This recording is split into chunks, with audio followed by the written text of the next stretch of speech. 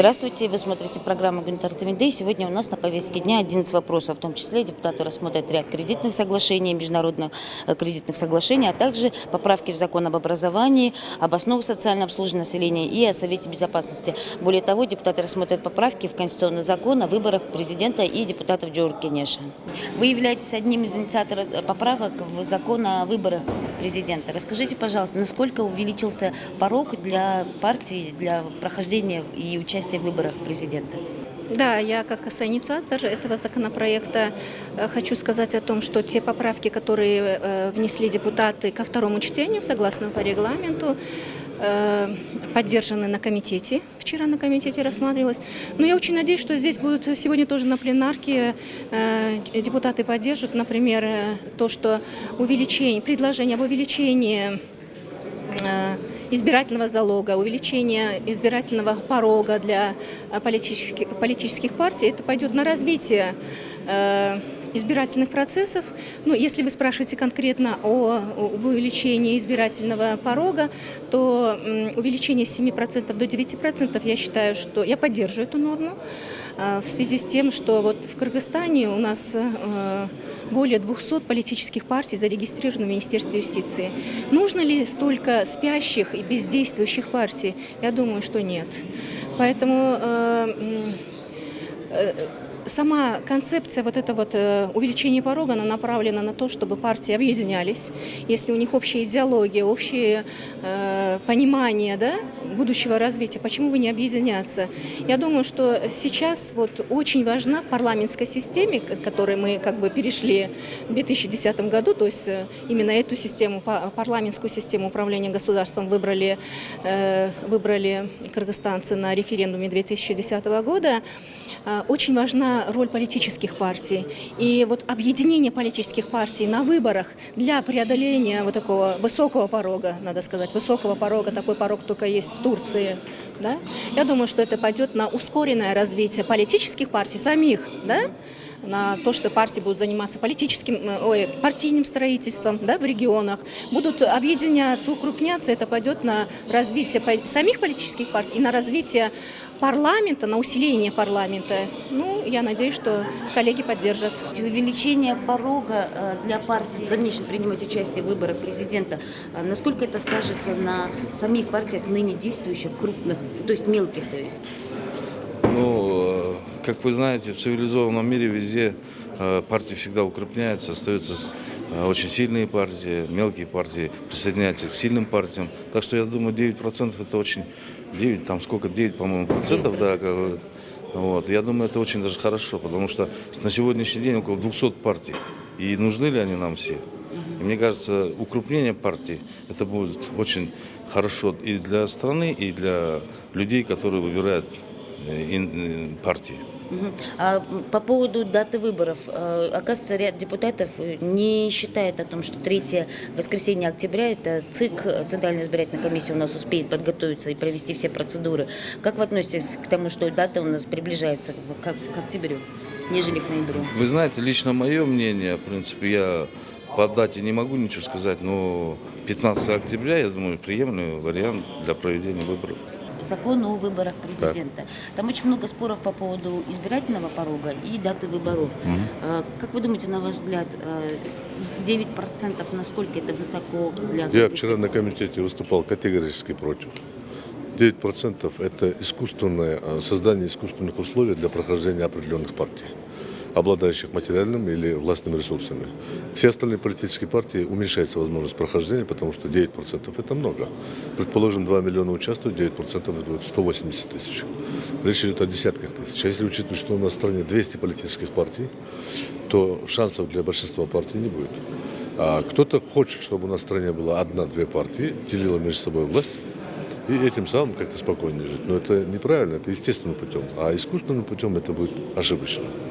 Попытка монополизации власти всегда приводила к отрицательным результатам. Поэтому я предостерег авторов и предложил отказаться от этой нормы. Не надо.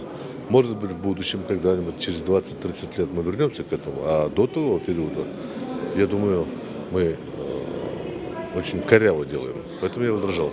Но инициаторы законопроекта, они аргументируют тем, что данная норма, она может привести к укрупнению политических Я практик, вам сказал, к это развитию искусственное, это парламентаризма. искусственное укрупнение. Силой, на русском языке есть хорошая поговорка, насильно мил не будешь. Поэтому, когда вы население оставляете выбор только из этих 2-3 политических партий, это не будет выбором. И политические партии не обладают такими мощными ресурсами, как СДПК там, или финансовыми ресурсами, как Республика Таджик. И бороться против финансовой нагрузки очень тяжело. Поэтому надо минимизировать порог прохождения. Пускай будет 5 политических, пусть 7 политических партий будет. Потом пройдет время, когда население само определит, какие политические партии станут главными. Это естественный процесс пройдет, но не так искусственным путем. Тогда пускай лучше сделать 20%. И назовут прямо в законе четко и ясно. Пускай проходит СДПК, пускай проходит Республика Таджик, и все. Чего голову морочит? Поэтому это их аргументы инициаторов, это депутат Джанчуров, я не принимаю. Это искусственно очень придуманная система. Это желание показаться очень хорошим президенту. Потому что он однажды сказал, 9% было бы хорошо.